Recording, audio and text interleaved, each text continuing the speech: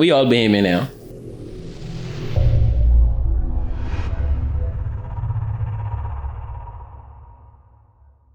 Welcome to another episode of the Ease Up Podcast. I'm your co-host, Chris. And today we have a special guest, Miss Deresa McPhee, who is a teacher at the...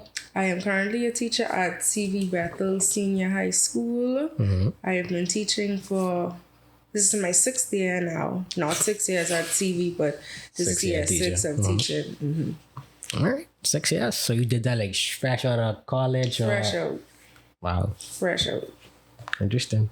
And for those of you who do not know, the Ease Up Podcast is a podcast dedicated to discussing human issues while also discussing solutions. So we ain't here just to bash and say, oh, this don't work, that don't work. We trying to, be in conversation there that people can look at this or listen to this and say, you know what? That actually makes sense. And maybe someone might implement one of our crazy ideas on the show.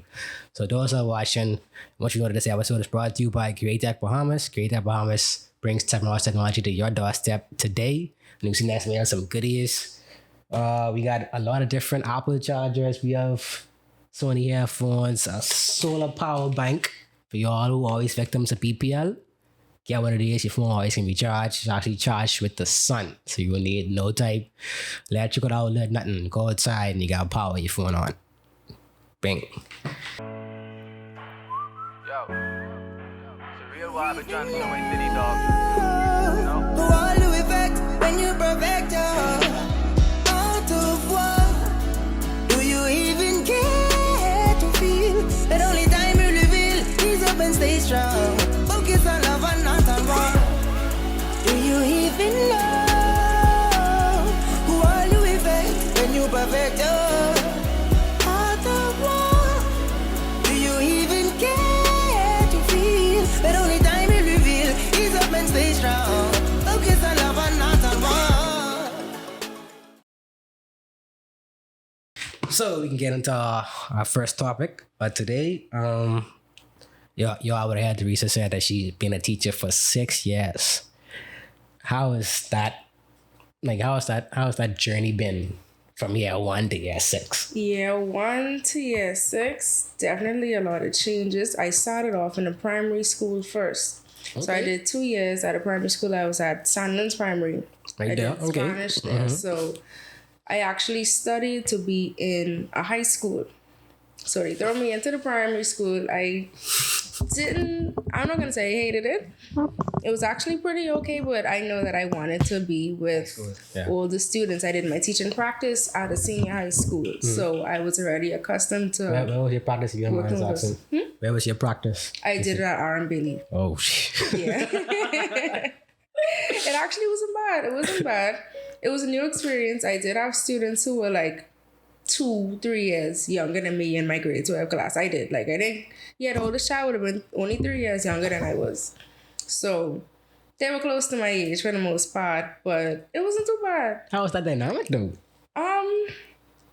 My thing is with teaching is get your students to like you. Some teachers go with this, we gotta be fully strict thing.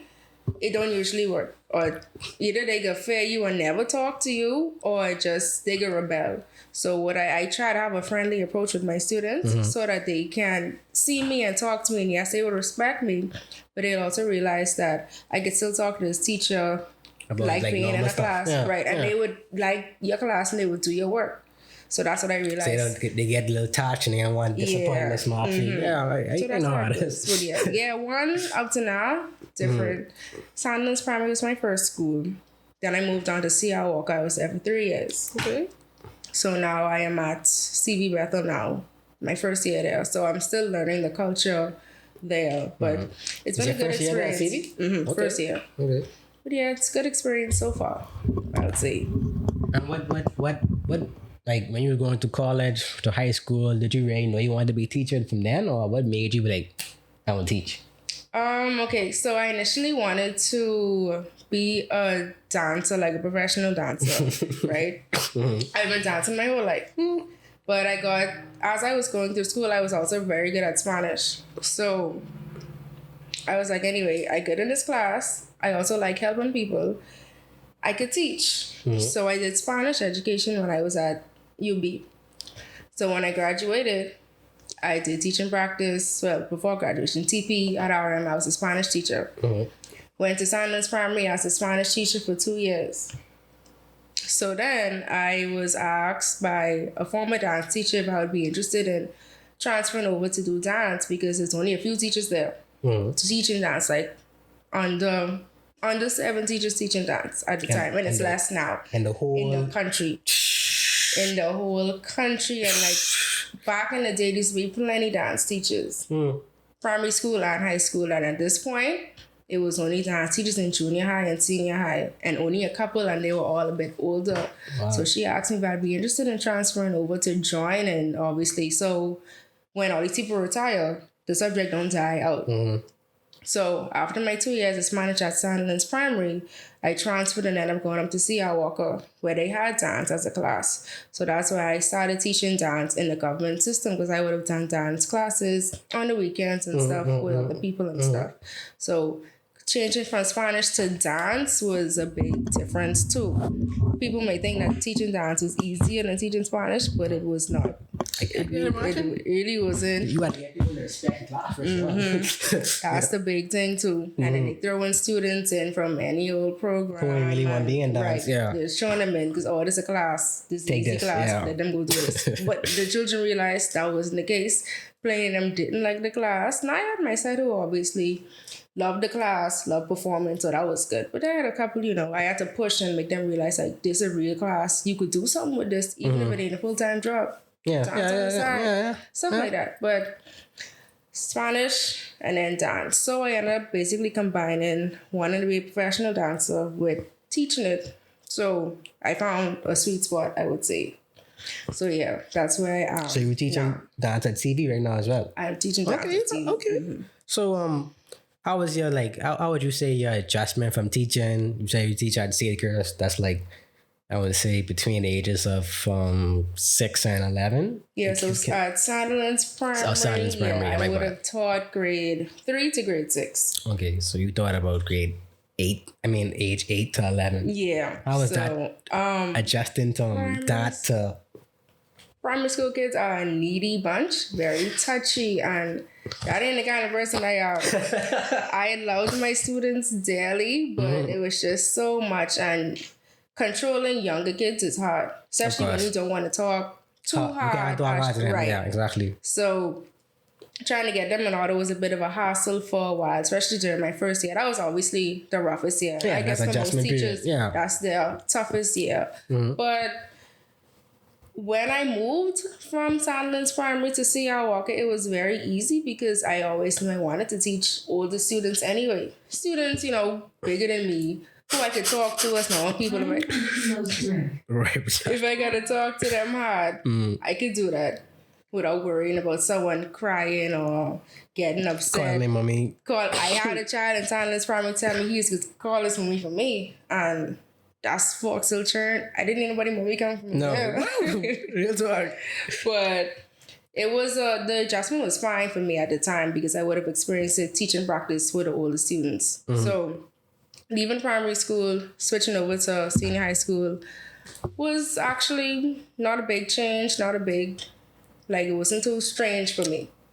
I got accustomed to it very quickly, I would say. Yeah. So I heard you say that you wanted to be a professional dancer. That dream dead? You want to do that no more? No, it ain't dead. Now sometimes it has been a while, but I have some gigs here and then. I have friends who actually dance all the time. Okay. But obviously I work.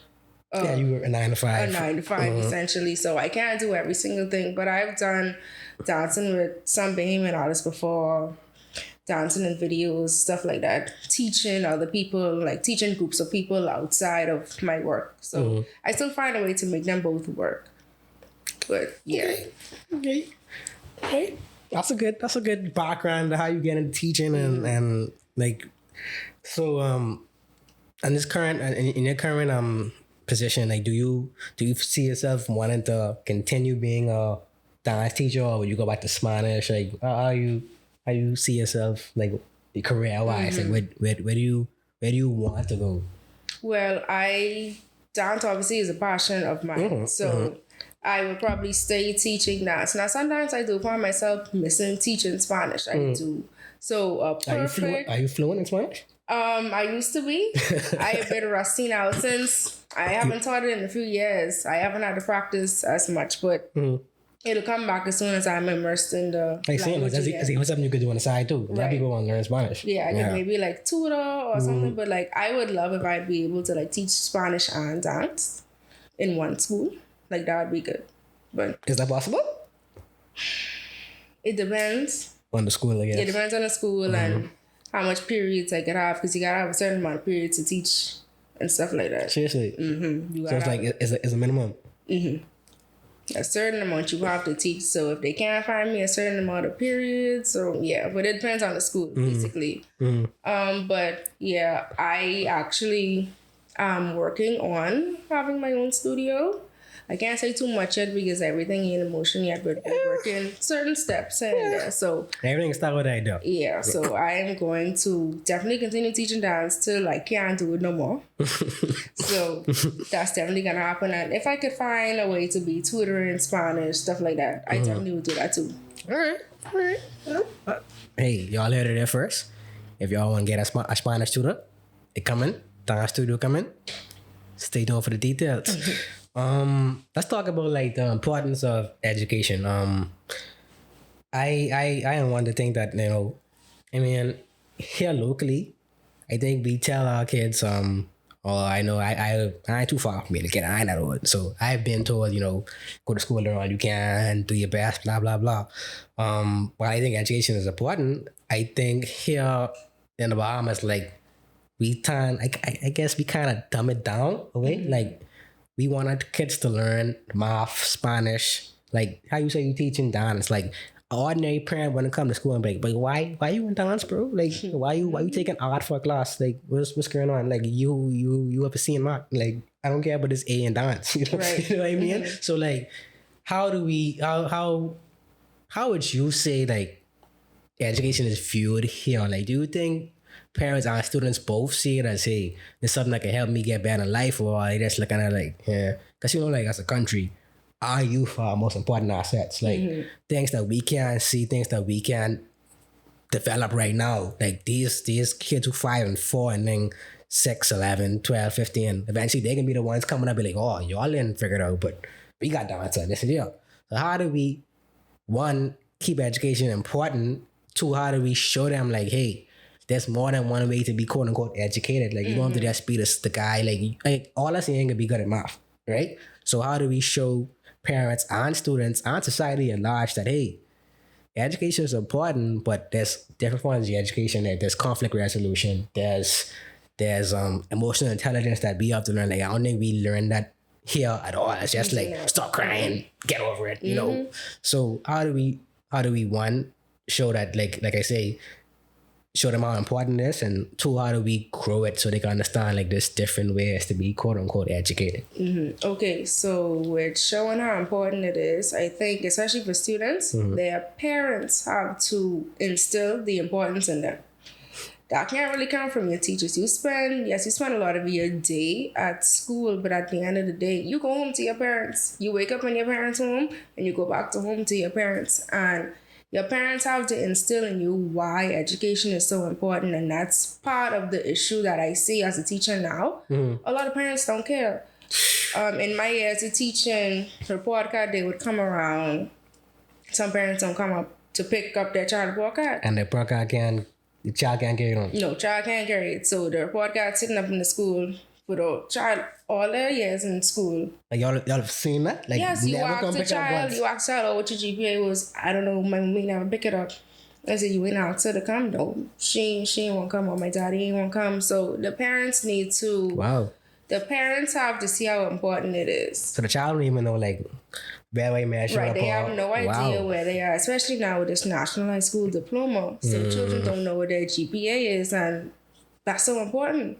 So the parents have to push a little more. Like my mother was a teacher also. Okay, yeah. So obviously she You had want that, me, yeah. me and my sister sitting down doing homework, even if it was a subject she didn't know, but she would make sure that we was there, we were working. Children, you ask somebody to when they gone home, or I was just watching TV. I was on Facebook. I walk around to my friend's house. Where your parents? Well, mommy to work. They ain't checking. So there is that. I would say, I will always say parents are the most important part of education. I'm going agree. to stick with that. I agree. And in terms of learning in different ways, I think the best, what I want to say, people need to be a bit more rounded. We can't just be strictly academic, math, English, science. You just have to... Everyone can be a scientist. Right, we have to get a bit creative. That's why I think classes like arts and dance and other like hands-on subjects are important. And obviously everybody won't succeed in those subjects either. Exactly. Like, and yes, people think, oh, well, I can't dance, I can't do it, but you could learn how to do it. Or I can't draw, but the teacher there to teach you how to do that. So it's certain skills you can pick up and you can use these other skills as side hustles, and that's important now. Plenty teachers have side hustles. I agree. All kind of different things, but people see the more practical courses as courses for children who aren't as smart, but that's not even the case because these subjects have theoretical aspects also. Exactly. You don't just come to class, like to my dance class, and just scribble on say the you paper. flinging your body around and, oh yeah, I can dance, I can get an 8. That's not how it goes. Yeah. There are certain things you have to prepare. There's classical dance technique. You have to learn all of those things, and it's not easy. You have to learn history of certain styles of dance, and you learn theory in every single subject in school, not just your math, your English, your sciences. You have to learn all of these things. So people also have to push their children to be a bit more well-rounded, and people have to see the importance of arts and other hands-on subjects like that, and that is lacking here. Do you think schools see the importance too? I would say some do. Yeah, I think it's some. Some schools, not all. Like even going to between the two high schools that I would have taught at, CR and now CV, the way performing arts in general is viewed at both schools is completely different. One of the schools, they would throw any child in there because they would let all the other areas say, oh, well, we full. So once they say they full with a couple of students, You gotta go dance. everybody that's coming in performing arts, they throw them in music class, dance class, whatever. At the other school, it's actually seen as an important subject, and a lot of the top performing students are in performing arts. So it depends on the school and the culture of the school and how administration and other teachers view it. And then that trickles down to the students, and obviously it goes down to their parents. That's how I know for my situation, I mean not my situation, but when I was in school, it's like you said something about if you can't draw, you can't dance, you come in this class and learn. Like that reminded me of my own situation. Like I would have loved to be in a class like that where I can't do something and the teacher won't teach me. I know I've been in one of the quote unquote top schools in the Bahamas, quote unquote, right? But I felt as though like even from grade 7, like when I went to school, I went to music class, art class, stuff like that. It was expected I already know how to do this. You know what I mean? So I was judged on the ability of what I know how to do now.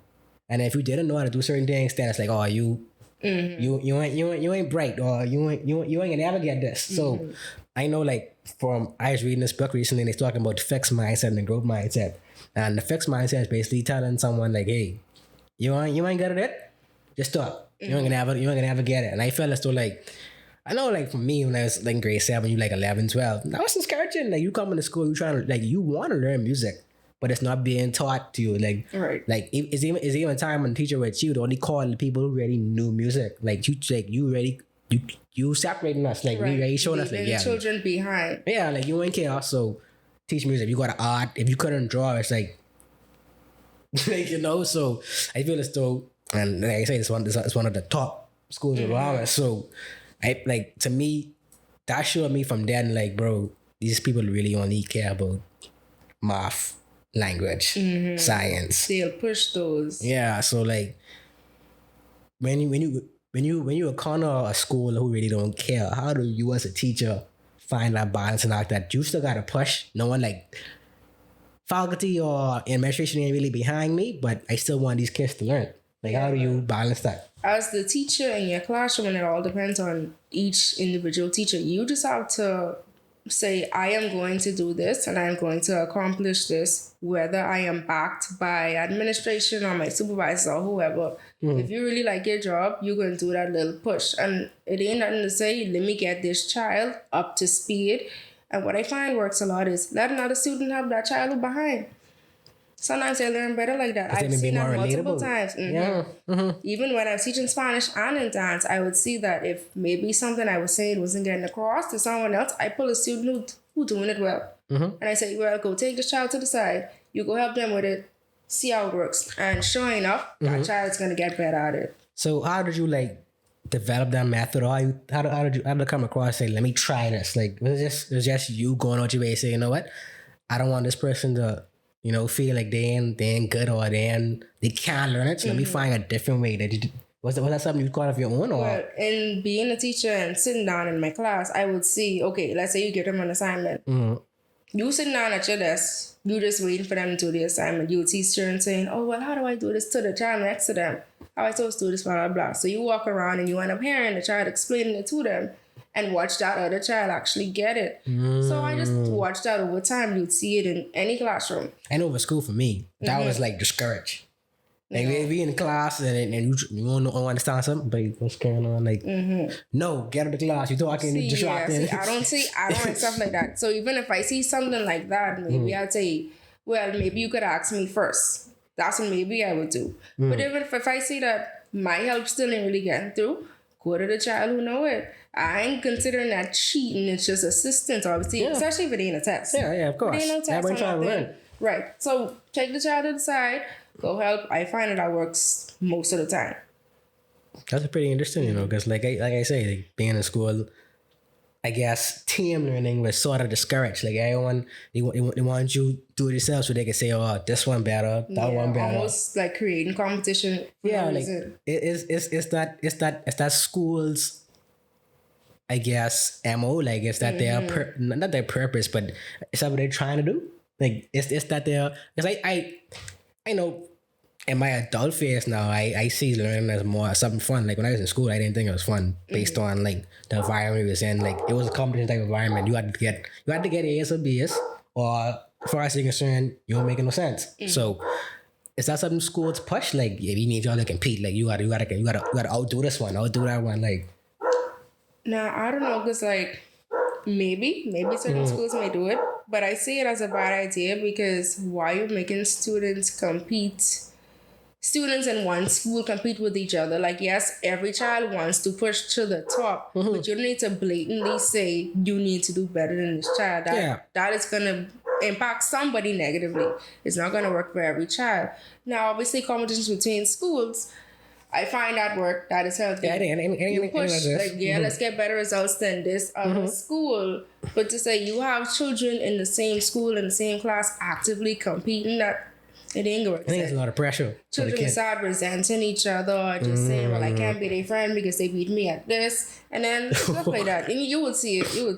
Especially at a young age, but that's a lot to process and be like, hey, I still can cheer for my friend and they do better than me. But you may be like, how dare you do better than me? Right. Like, you know what I mean? So like, I heard you said like you have to sort of cater some things to a certain child.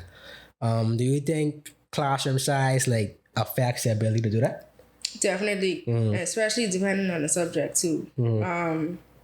If the class too big, the teacher can't get to everybody in the same way. And some people want to believe they can, but you can't. You got 30 children in a room. You only got between 40 or 55 minutes, depending on what school you at, to teach the children. You can't see everybody for the same amount of time. Right, yeah. Nah, classrooms big, especially in government schools. Our classrooms are big. We have a lot of kids. How much you think like is the least you've seen in the class? See, now the pandemic kind of. Oh yeah, things up. We can talk about that too. Yeah. So, but so now, even now, let's say where I am, they are now pushing to put 27 kids in a homeroom, and that's downsizing. I mean, I went, like I say it again. I went to one of the quote unquote top schools, and I probably had like 35 students in my homeroom. So, like for real. So I don't know. That's government school. Like at 27. I mean, sheesh. So, and that's this pandemic time now, but obviously beforehand, some teachers would have had like, I had teachers having like 40 children in their class. And that's ridiculous because how many students you didn't get in? Like how many students you think are actually sitting there and be like, yeah, I grasp what you're saying right now. And then all children already don't learn the same. Exactly. So you go up there and you teach, you might only reach 10 out of 40 of them children. Then what? So yeah, I think smaller classroom sizes are ideal. Now it is harder for government schools because obviously a lot more children attend government schools. So it's hard, but we gotta find a way to reach how many government schools do we have like now, like senior high schools? I don't even know.